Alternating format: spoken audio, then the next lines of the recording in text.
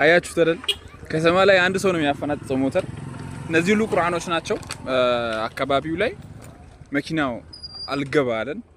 ያው እዚህ ቦታ ላይ ቁርአን ይዞ ለማምጣት መኪናዎች ሪስክ አይወስዱም። ፕላስ ደግሞ የገበያ ቀን ካልሆነ መኪና አይገኝምና እንደምታዩት እንግዲህ 3-4 ሞተር ላይ በዚህ ሁኔታ እያንዳንዳቸው 1 2 3 መዳበሪያ ውስጥ 2 ካርቶን አለ። ከ6 እስከ 7 ካርቶኖች እያንዳንዳቸው ጭነው ቀሪውን ደግሞ የሼክ መሐመድ መኪና ላይ ጭነን ያው እሱ ወንድማችን ነው። ከዚህ በፊትም ታውቁታላችሁ።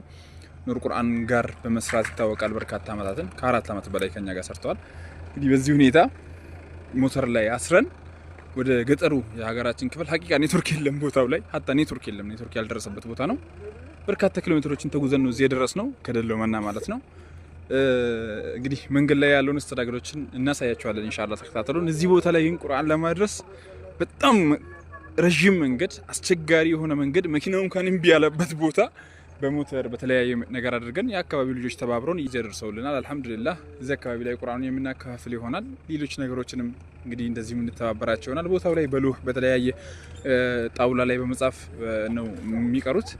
ኢንሻአላህ ወደፊት ደግሞ ምን ላይ እንደሚደርሱ በጋራ የምናይ ይሆናልና ለነዚህ ልጆች አንድ ቁርአን ሲያንሳቸው ነውና አንድ ቁርአን ለአንደርሳ የሚለውን ቻሌንጃችንን እንድትቀላቀሉ በአላህ ስም ጥሪን ያቀርባለሁ። የቻለ ሰው ደግሞ እስከ 1000